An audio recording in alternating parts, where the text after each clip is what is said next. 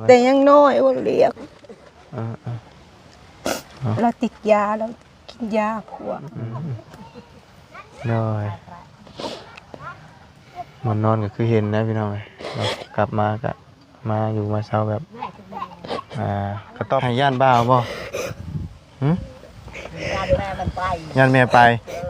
อ๋อย่านแม่นี้จากอีก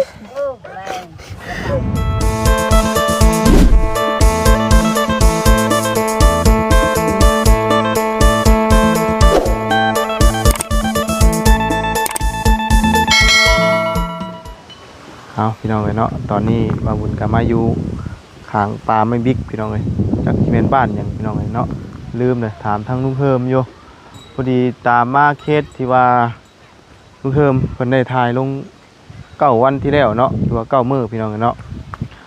ที่ว่าเมย์เพิ่น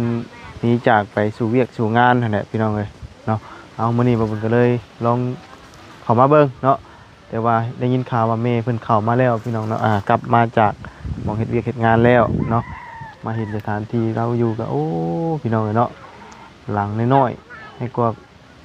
คอกไก่หรือว่าคอกเบ้พี่น้องเนาะถ้าว่าเปรียบเทียบดีเลยเป็นหลังหญ้าเนาะแต่ว่าเรื่องราวเรานี่บ่บุญก็ยังบ่ทันได้ฮู้รายละเอียดดอกพี่น้องเอ้ยบ่ฮู้ว่าเป็นจังไดที่ไปที่มาเนาะปะกับลูกกับผัวบ่ด้วยจังไดพี่น้องเอ้ยเอาก่อนอื่นก็กราบสบายดีและสวัสดีพี่น้องกันเบิดสุขคนพี่น้องเนาะพอกันมื้อนี้อยู่จักบ้านยังพี่น้องเอ้ยบ่จื้อเนาะฮู้แต่ว่าเข้ามาดึกเติบแล้วก็มีปลาไม่บิ๊กพี่น้องเอ้ยจักบ้านยังเนาะจำชื่อบ้านบ่ได้จำบ่ได้เลยเอาแล้วอยู่เฮือนอยู่บ่อยู่เราหาที่มาแต่ทำงานบ่เนาะอันนี้บ่นอนเนาะดิเนาะจังว่าข่อยก็เอาไปซะเดี๋ยวไปเบิ่งก่อนพี่น้องเอ้ยเป็นจังไดเนาะคำมามันลมมันเริ่มไอแล้วบัดนี้พี่น้องเอ้ยเป็นจังไดมันยังนี่ขึ้นครัวป้าโดมาเบิ่งดูห่าโอ้ตู้เฮ็ดยังน่ะโอ้แกงปลาบ่แกงปลาดูโอ้ไปสอนมาบ่ได้ชำนี่บ่ได้ชำนี่บ่เฮ็ดได้กินเนี่ยนี่นะต้มหน่อยอันนี้เป็นหม่องเฮ็ดกินแล้วเป็นครัวบ่นี่แล้วอันนี้ได้ซะอันนี้ได้ซะเฮือนนอนอันนี้เฮือนนอนแต่ว่าสิเฮ็ดใหม่บ่หรือว่าได้นี่น่ะใช้ยางมึงรอบๆก่อนยางมึงอันน่ะรอบๆก่อนเดี๋ยวจังเบิ่งหม่องอยู่หม่องเซาข้างในพี่น้องเอ้ยหลังหญ้าเนาะไม่บิ๊กฮักลงมาทับนี่โอ้มันเติบได้เนาะลมเนาะนี่อันนี้คือคลองน้ำมันว่าให้น้ำไหลผ่านช่วงหน้าฝนได้เนาะเป็นกระตุกน้องไงเนาะอันนั้นของไผ่ชั้นหลังอันข้างๆตัวนี้อันนั้นเทือนเล่าว่าตะกี้น่ะมั่งตัวนั้นมาเฮ็ดตัวนี้บัดนี้มันบ่ได้ต่างกันเลยมันก็บ่ต่างกันได้เนาะตัวนั้นเบิ่งดูลุงหนวดโครงห้างนะเนาะอันนี้คือใหญ่มาอยู่นี่เนาะใส่มาหาอันทั้งน้องเพิ่นก่อนพี่น้องเนาะดูโอ้อันนี้ประตูโดยสบายดีอันนี้ประตูอัดในนี้นี่นะแล้วก็เอาไม้คานกั้งเนี่ยโดยอัดในนี้เนาะโดยแล้วก็ไม้คานโดยอัดไว้คัดไว้เอาประตูยกพี่น้องกันเนาะอันนี้คือประตูยกเลื่อนออกเอาขออนุญาตเข้าหน่อยเด้อโดยเข้าอันนี้คือบ่อนนอนโดยบ่สบายดีลูกล่ะเจ้าหากามาแต่เฮ็ดเวียกบ่โดยหากามาจักมื้อแล้วนี่น่ะประมาณ3 มื้อแล้ว3 มื้อแล้วเป็นจังไดเวียกงานคือได้มาฮะมายามลูกบ่โทษเด้อนี่ไมค์ก่อนพอได้ยินเสียงบ่ได้พี่น้องเนาะเจ้าชื่อได้เจ้าน่ะ ซื้อนางค นางค ำโดย ำจักปีน่ะ 24 ปี เขา4 ปี โดย อ๋อแล้วพ่อนางน้อยเพิ่นไปใช้ชานี่นะ แล้วก็อยู่บ้านแล้วปากันแล้ว ปะกันแล้ว โดย ปะแต่ดนน่ะบ่อ๋อเอานี่ได้คือสิให้แล้วบัดนี้อ้าวให้แล้วพี่น้องเอ้ย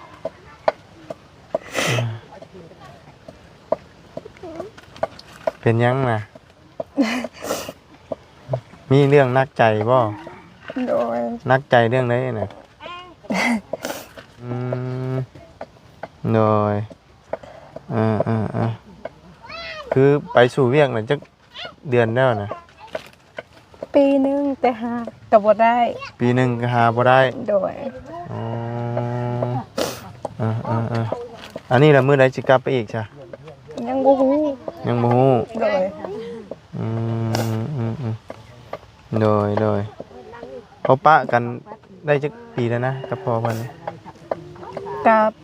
4 ปี 5 ปีแล้วเด้ 4-5 ปีแล้ว โดย เพราะว่าไงเจ้านี่เลี้ยงลูกผู้เดียวบ่ โดย เพิ่นนี่ได้จักปีแล้วนี่นะ กับประมาณจักปีบาง9 ปีกว่า ตอนนี้บ่ โดย อ๋อ บาแต่ยังน้อยพวกนี้นะ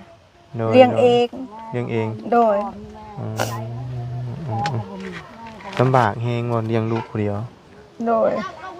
ตอนปะกันใหม่ๆเฮ็ดได้ไดจะเลี้ยงลูกหาเงินหาคำแบบใดนะ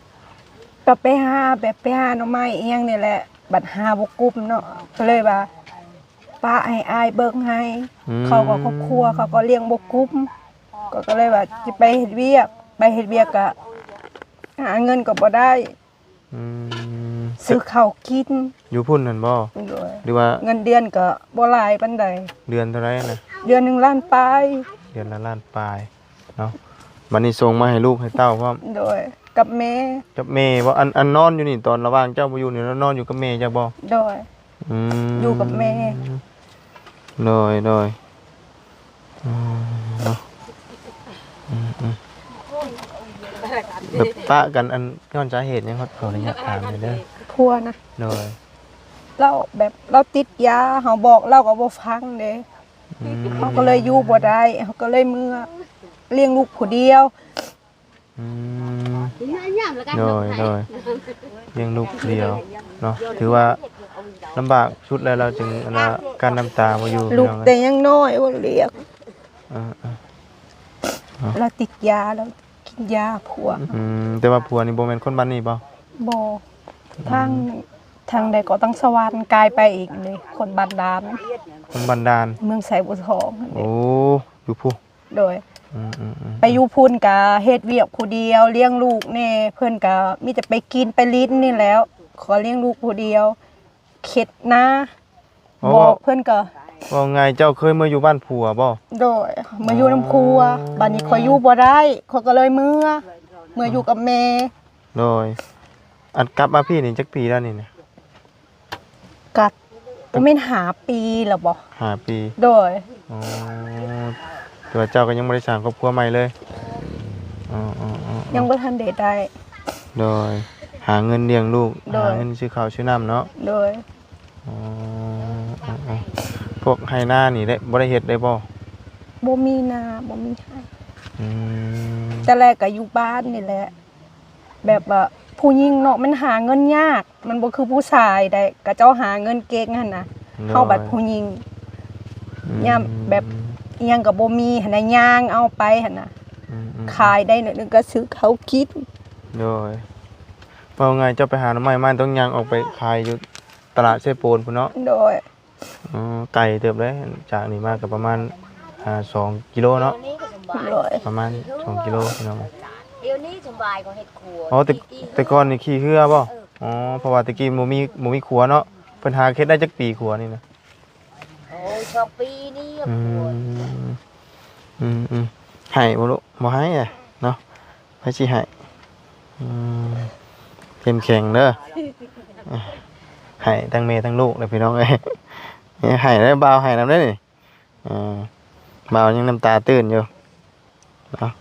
อีหล่าเป็นหยังลูกฮะบ่เพิ่นได้เรียนอยู่บ่ เฮียน ปอใดแล้วนี่นะ บ่ได้นะ บ่ นะให้เดี๋ยวบ่ได้พี่น้อง บ่ให้นะ อ้าวมันจะเอาแขน เนาะ เออ แขน มิดนะเดี๋ยวมาเอาขนมให้กิน เรื่องไหนอ่ะมาไหน ตายยอดปกพี่น้องเอ้ย เออให้นำแม่เนาะว่าแต่เพิ่นเด้อว่าบุญกันสิให้คือกันเด้อเนาะเห็นคนให้เด้อบ่ได้เด้อพี่น้องเอ้ย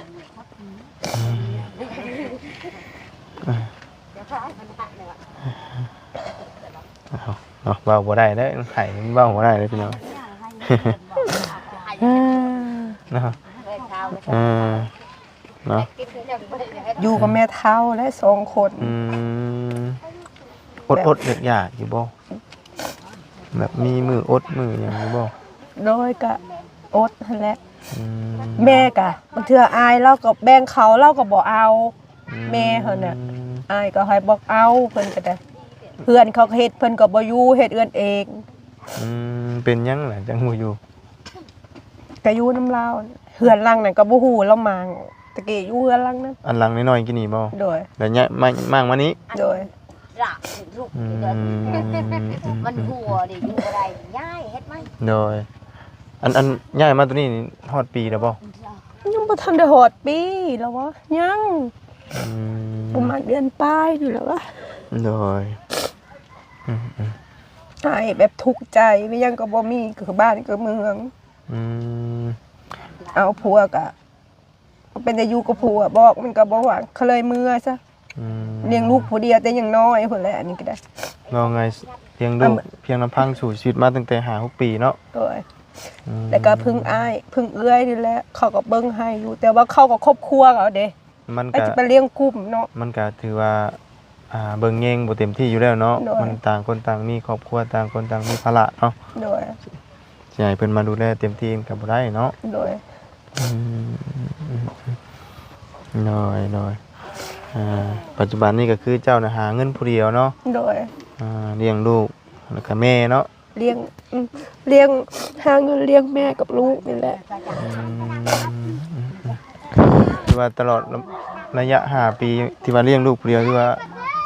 ลำบากสุดนั่นเนาะ โดย อืม เมียงกับปวีน้ำเข้าตะกี้ไปตลาดกันยางได้แล้วก็ซื้อข้าวกิน โดยตอนเจ้าท่านได้ไปอันเฮ็ดเวียกนี่ไปขายหน่อไม้นี่มื้อเท่าไหร่ กับบ่ได้มือละ8-90นี่แหละ แล้วก็เป็นซื้อเขาเนาะ โดย ลักๆนี่แม่นข้าวเลยบ่ โดย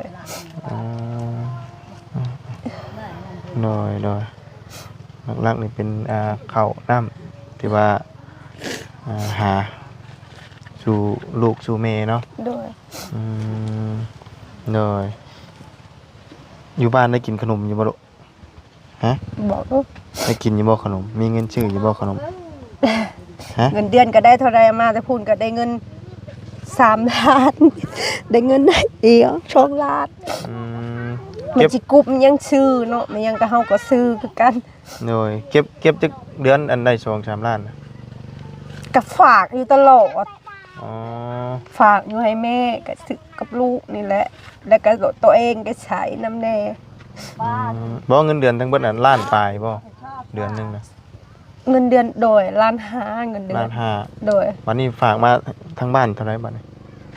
บางเทื่อก็1,000,000เดือนค่อยก็1,000,000ได้แท้ อืมพอได้ซื้อกินทั้งนั้นกันเนาะ โดย โดยบัดนี้ยังบ่ฮู้ว่าสิกลับมื้อใด ยังบู เฮ็ดงานอันเกี่ยวกับหยังอยู่พุ่นน่ะ ขายนั่นเด้ขายเครื่องกองวุฒิ เครื่อง คือของบุญนี่ โดย เครื่องกองบุญอ อยู่ ยู่ในสวรรค์หั่นเด้ อยู่ในสวรรค์ โดยตัวหน้าตลาดใหญ่แหละเด้ตลาด อืม ตลาดยังก็จะห้องตลาดสวรรค์ใสเห็น โอ้ เด้ ตลาดยังสนามชัยหรือสวรรค์ชัย ตอนใช้ สวรรค์ใส คิวรถลงไปคิวรถ โด ลง ย ไป โดย โดยตัวหนาเลยนั่นเด้ โดย จักสิหาเนี่ยได้ข่อยแบบผู้หญิงเนาะบ่แม่นคือเขาผู้ชายก็หาเงินเก่งเฮาแบบหาได้ซ้ำนี่ข่อยก็เลยแบบยันบ่กุ้มนี่แหละก็เลยเปดเวียกกับป้าให้แม่แล้วก็ มาใน ให้อ้ายเบิ่งนำนั่นนะ อืม เลยก็เบิ่งเฮือนก็บ่มีอ้ายก็ลูกอ้าย ประมาณเจ้าอันมาเยี่ยมเพิ่นนี่ จักเดือนจังมาเทื่อหนึง กัด2เดือน3เดือนมาเทื่อนึง อืมโดยบางเทื่อก็2เดือน3เดือนเนาะ โดย ขอลางานเพิ่นมา โดย อืมโดยเนาะยังหายประชาอยู่พอเนาะหาเรื่อยหายเลือดใจมันยังก็บ่มีน้ำเขาหาเดี๋ยวได้ก็บ่ได้ ตอนอยู่กับผัวก็ ผู้ คือ เดียว หาผู้เดียวอยู่พุ่นก็ได้ โดย ผัวนี่มีแต่เล่นแต่กิน โอ้ยติดยาไปเฮาบอกมันก็บ่ฟัง เจ้า เคยก็เลยอดบ่ได้เขาก็เลยมือ ก็เลยคุบลูกมาพี่ โดยเอาลูกข่อยมือไม่ยังเขาก็บ่มีลูกพุ่นก็ได้ อืม เครื่องของข่อยก็ทิ่มมันข่อยบ่ไหว ไปพ่อกันอยู่ใช่กับอันผัวนะ เห็นแบบจักนั่นเด้ พ่อกันทั้งโทรศัพท์บ่หรือว่า โดย แต่ล้มกัน โดยข่อยเอาก็พอหาง เอาพอห้าง โดย อ๋อเจ้าน่ะเป็นผู้สาว โดยข่อยเอาอยู่ข่อยเอาพัวเตอยู่แต่14ประมาณนี้แหละ ประมาณ14 ปีโดยได้แต่งได้หยังกักแน่บ่ แต่ ค่าดองเท่าไหร่ค่าดอง ตะกี้ก็ประมาณเท่าใด20บอกประมาณนี้แหละดีเนาะเงินตะกี้มันก็ซื้อหยังได้เดี๋ยวนี้มันเงินมันซื้อบ่ได้ โดยเงินชั่วโมงนี้มัน โดย เบิ่งคือหลาย แต่เฮาไปซื้อของมันได้น้อย โดย เนาะ10 ล้าน20ล้านพอเฮาไปซื้อของนี่ได้บ่กี่อย่างเลยพี่น้องคือมื้อนี้เนาะ โดย เงิน10 20ล้านนี่ซื้อใหม่บ่พอเทือนเนาะเทือนหลังนึงใหม่ฮอดบ่พอ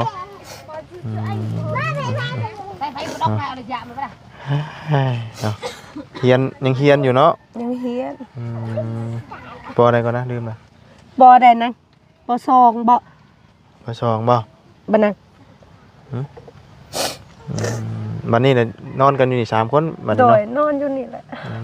ฝนตกนี่ก็จักสินอนในไสแล้วแค่นี้แหละ โดย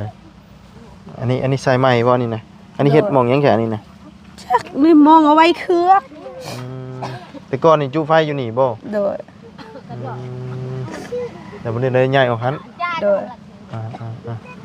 โดยนี่กระเป๋าเสื้อผ้านี่เนาะ โดยบ่มีหมองไว้กันแล้วไว้นี่ เข้ามาจำนี่บ่น่ะ โดย พ่อกินบ่นี่นะ พอคิด สาม พ่อ คน ก็อดเอาโดย กำลังที่หนึ่งเนาะกำลัง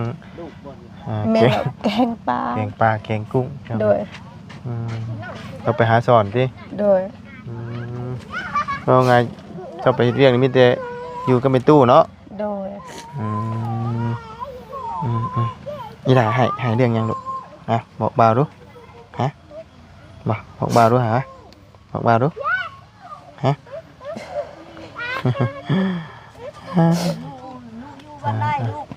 ฮะบ้านเฮาบ่ แม่เฮาแบบเราก็เป็นคนแนวนี้อะนะแม่เฮานะคนแบบบ่เต็มเลยนะ อยู่ชิโนบ่บ่แม่น เราเอาแบบบ่ถือกันนะเราก็เลยอยูนก็ไว้ให้เราแหละเบิ่งลูกนี่นะ เอาว่าไงแล้วเป้าแบบบ่ค่อยเต็มปานใดใช่ไหม โดยจักอายแนวได้แบบเขาก็อายกับเบิ่งเขาว่าครอบครัวเขากินเขาก็บ่มี ก็เลยเลี้ยงเองก็มีแต่ไอ้เขาเบิ่งที่อยู่กับอีแม่นั่นแหละเขาก็ไปหาเงินหาเนี่ยบ่ได้ดอกผู้หญิงเนาะเงินเดือนล้านปลายมันชื่อจังได๋ น้อย แต่ละเดือนก็ฝากให้เพิ่นนี่เด้ น้อยแต่ละเดือนก็ฝากมาทางนี้ซื้อข้าวซื้อน้ำเนาะ โดย น้ กี่ อย ก็บ่มีรถบ่มีหยังเนาะเขาก็ย่างแหล้วแต่ค่อยก็คิดแบบไปหาเงินก่อนว่าอยากไปหั่นน่ะอยากได้คือหมู่แต่เฮ็ดจังได๋แล้วมันบ่ได้นี่แหละเฮาก็ได้อยากได้หั่นแหละ น้อยสู่ในไหนก็บ่ได้ โดย ก็ถือว่าดนอยู่ได้เนาะไปสู่กันเนาะ โดยโดนได้แต่ยังน้อยพี่ อืม ลูกเขายังน้อยค่อยไป ก็ยังบ่ได้เนาะ โดย จังได๋ซะแล้วก็สู้อยู่สู้มันก็บ่คือ สู่แบบเป็นครอบครัวเนาะ โดย อันนี้มันสู่ด้วยโตวผู้เดียวว่าง่ายเนาะ โดย ผู้หญิงสู่แล้วก็เลี้ยงลูกเลี้ยงแม่แล้วมันก็สิได้พอจำได้เนาะถ้าว่าหาอยู่ฝั่งไทยมันก็สิได้ดีกว่านี้เพราะว่าค่าแฮงบ้านเฮาคือหัวนะมันค่าแฮงถูกเนาะ โดย ออนไลน์มีแต่ราคาค่าแฮงนี่มีแต่เดือนละล้านปลายเนาะล้านปลายถ้าเปรียบเทียบใช้เงินบาทก็ตกอยู่ 2,000 กว่าบาทเนาะเต็มที่ 3,000 เนาะมันก็ชื่อหยังกินก็เบิดเลยพี่น้องเนาะเงินเดือนมันถูกแน่เนาะค่าครองชีพบัดสูงกว่ามื้อนี่ยาสีฟันหลอดหนึงก็เป็นแสนเลยเนาะ โดย เนี่ยนี่มันแพงพี่น้องเอ้ยขนมก็แอบหนึงก็สิแสนเลยมันบ่ได้ได้หยังจำเลยพี่น้องพอเข้าใจดอกมีแต่ของแพงๆของมื้อนี่จังไดก็สู้ๆเด้อ โดย เนาะจังไดซะเรื่องราวที่มันผ่านมาแล้วก็ให้ปล่อยมันผ่านไปเนาะบ่ต้องเก็บมาคิดหลายเนาะปล่อยแล้วเฮ็ดจังได๋จ้ะเนาะมีแต่สู้เลี้ยงลูกแบบว่ายังคิดอยู่บ่เรื่องราวเก่าๆไม่ได้คิดแล้ว โดย มีแต่คิดว่าสิเลี้ยงลูกแนวใดให้ใหญ่ให้สูงให้มีคือหมู่เนาะ โดย ให้มีอยู่มีกินนี่เนาะ โดย คิดจุดนี้เนาะตอนนี้เนาะ โดย แล้ว คิด ก็ อยากได้แต่มันหาแนวใดสิได้ คือว่าไงเราอยากได้คือหมู่คือครูเนาะก็เลยดิ้นรนไปเนาะแต่ก็ยังบ่ได้เอาไง ขนาดบ้านโนอนก็ยังบ่มี เลยมันนอนก็คือเห็นนะพี่น้องเนาะกลับมาก็มาอยู่มาเช้าแบบกระต๊อบเนาะเอาว่าไงกระต๊อบเลยล่ะพี่น้องถ้าว่าฝนตกมาช่วงหน้าฝนก็มันจักสิเป็นจังไดเนาะ เปียกหมดแล้ว เปีย เถิ ก ง แล้วเพราะมันเป็นหลังหญ้าเด้ ถล่มก็ปลิว โดยจากกันไหนยาได้ก็เป็นตะย่านอยู่ได้กำคือแบบนั่นนี่เนาะ โดย ประตูอัดเพิ่นนี่ก็ได้มีแต่สู้ๆอ่ะนะเนาะ โดย จังได๋จ้ะในเมื่อเฮาก็ถือว่าหาเต็มที่แล้วเด้เนาะสู้เต็มที่แล้วถือว่าดีแล้วนี่เจ้ายังเลี้ยงลูกตั้งแต่น้อยๆเนาะแต่ว่ายังบ่ได้สร้างครอบครัวใหม่อยู่แล้วเราก็เลี้ยงลูกก็จนใหญ่จน7-8 ปี 9 ปีแล้วเนาะเพิ่นชื่อนางน้อยบ่ชื่อเพิ่นแท้ๆน่ะ โดย ชื่อนางน้อยเนาะ โดย ว่าบ่ได้บ่ลูกฮะว่าบ่ได้บ่มีแต่ให้ บ่ให้เด้อเข้มแข็งเด้อหลายใหญ่ขึ้นมาตั้งใจเรียนใหญ่ขึ้นมาสิได้มีเวียกงานเฮ็ดที่ดีเด้อบ่แน่ได้พี่น้องเนาะอนาคตเพิ่นต่อไปอาจเป็นเจ้าเป็นนายเนาะมันคนเฮา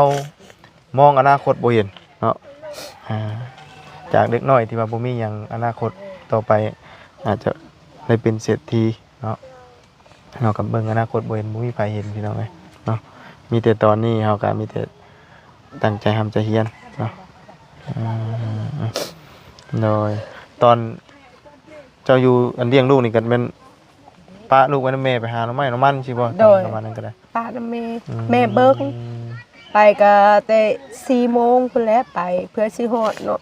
เอาบ่มีรถแต่บ่มีหยังแต่ 4 โมงเช้านี่บ่ โดยไปแล้วก็ซื้อข้าวบางเทื่อก็ซื้อข้าวสุกแบ่งกิน ชื่อเป็นข้าวสุกอันเป็นหนึ่งมาเลย แบบว่าเงินมันบ่พอเด้จะได้เงินเป็นเต้ามันแบบเฮาก็ขายหน่อไม้มันก็บ่ได้หลาย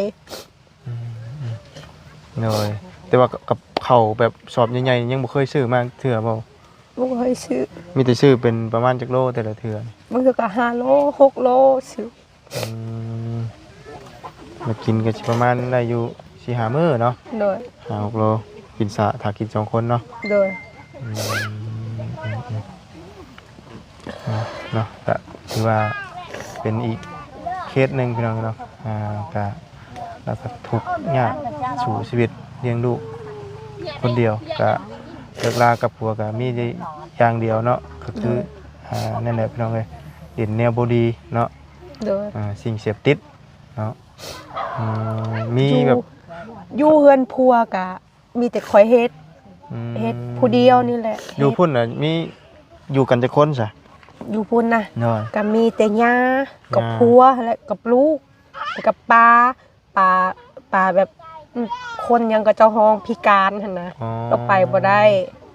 ก็เลยแบบพวกก็บอกแบบว่าฟังหั่นนะเราไปกินไปลินบางเทื่อเฮาถามเราก็ว่าถามเฮ็ดหยังบ่เหาะไม่แยะแล้วเว้าแนวนี้แช่วนะเฮาก็เลยบ่กล้าถามเอาเฮ็ดผู้เดียวเอา อืม แบบข่อยก็อยู่นำเราก็เฮิกแล้วก็บ่ไหวก็แบบข่อยก็ฮุบลูกข่อยเมื่อเลี้ยง เอาไง เอง เฮาไปอาศัยพึ่งพาเพิ่นอยู่ โดย แต่ว่ามีแต่เฮาสู่ผู้เดียว โดย อืมทั้งที่เพิ่นสิเป็นฝ่ายอันผู้นำพาเนาะ โดย นำพาหานำพาสร้างเนาะ โดย แต่นี่คือมีแต่เล่นมีแต่กิน กินเล่นแนวสิ่งบ่ดีเนาะ โดย อืมโดยแต่ว่าตอนมานี่ก็แบบมาด้วยกันด้วยดีเนาะถือว่าปะยาห่างกันขาดนั่นด้วย ยังบ่มียาหางแต่ว่าปะก็เฮิงแล้วแหละเราจนเอาเมียบ่เองมีเมียเรา เพิ่นก็จนได้สร้างครอบครัวใหม่ โดยเราก็บ่ได้คิดนำลูกแล้วเขาก็เลี้ยงลูกผู้เดียว แต่น้อยทั้งใหญ่ชำนี้แหละ อืม เขาก็เลยแบบที่หาแนวได้เลยเนาะเลี้ยงลูกเขาอีกอยู่ไปนี่แหละ อืมหน่อยเนาะมื้อนี้บ่าบุญก็ตามมาเบิ่งพี่น้องเอ้ยเห็นในคลิปลุงเพิ่มเนาะเพิ่นก็ได้แนะนำเข้ามาเบิ่งแหน่ว่าเนาะว่าทางน้องน้อยเพิ่นนี่แม่หนีจากไปสู่เวียกสู่งานเนาะเพื่อหาเงินหาคำมา โดย เลี้ยงลูกเลี้ยงเต้าเนาะเป็นไม่ห้างเนาะหรือว่าแม่เลี้ยงเดียวเนาะ โดย อันนี้คือเลี้ยงเดียวได้พี่น้องเนาะขอเลี้ยงเดียวสู่ชีวิตได้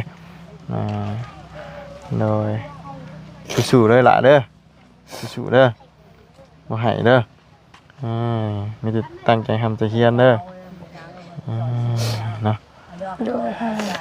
ไปชาเดียวมาบุญอันดาจะไปหาเบิ่งกระต้มขนมก่อนพี่น้องเลยเนาะไปตั้งน้องน้อยเพิ่นก่อนถ่านี่เด้อ โดย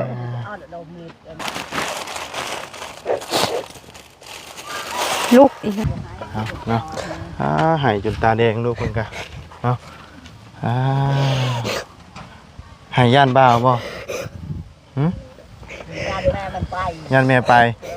อ๋อย่านแม่หนี้จากอีก แม่ อื แม่ ม ปากมัน โดยคิดฮอดแม่เนาะไผเฮาคิดฮอดพี่น้องเลยเนาะเอาเนาะแม่ไปสู่เวียกสู่งานเด้อันนี้แหละพี่น้องเนาะเวลาโดนแม่มาเตือกะคิดฮอดคิดถึงก็บ่อยากให้จากเนาะมันก็ค่อยเนาะ โดย ผู้เป็นแม่นี่ก็บ่อยากไปเนาะโดยถ้าละขนมกับนมกับมีเด้อ ขอบใจเด้อ โดยต้มเด้อเนาะขอบคุณกับธนาคารเบิ่งเงินก่อนพอได้ให้น้องเพิ่นไปโรงหาบางเพียนเนาะเด้อน้องเด้อแสนห ข นึ อบ ง ใจ เด้อ เด้อขอบใจเด้อ พอได้ ขอบใจห ซื้อไป ลาย โรงหาบางเพียน โดย เป็นหยังเนาะจังไดก็สู้ๆเด้อซั่นเด้อ ๆโดย โดยจ้ะพี่น้องจังไดมื้อนี้มาบุญก็สิเดินทางออกก่อนเดี๋ยวมื้อหน้ามื้อใดจังไดเดี๋ยวสิมาเยี่ยมมายามใหม่เด้อฉันเด้อ โดย โดยสิได้ก็สู้ๆเด้อ โดย เป็นกำลังใจให้ โด เนาะ ย ไปพี่น้องเลยเนาะไป โดย จังไดก็มาบุญกับสิล่ำลาไปพร้อมๆกันได้อเนาะพี่น้องเนาะพบเจอกันใหม่เด้อ โดย พี่น้องเนาะสบายดีเด้อไปเนาะเนาะพี่น้องเลยนี่แหละสภาพเพื่อนชานกระตอบที่เราอยู่เนาะผุพังๆคือกอบไก่ก่อนหลังนี้พี่น้องเลยเนาะห้างๆเป็นใหญ่ขึ้นมานี้พี่น้องเลยเนาะดูข้างๆไม่บิ๊กเป็นตาอีต้นสงสารเพิ่นอยู่พี่น้องกันเนาะทั้งแม่ทั้งลูกกันแหละพี่น้องให้ใส่กันอยู่เนาะจังไรก็พบเจอกันไหมเนาะขอบคุณแม่พี่น้องโดย FC เด้อที่เข้ามาติดตามนะครับชมสำหรับวันนี้ไปก่อนพี่น้องสบายดีเด้อพี่น้องกันเบิดสุขทุกคนเนาะบ๊ายบาย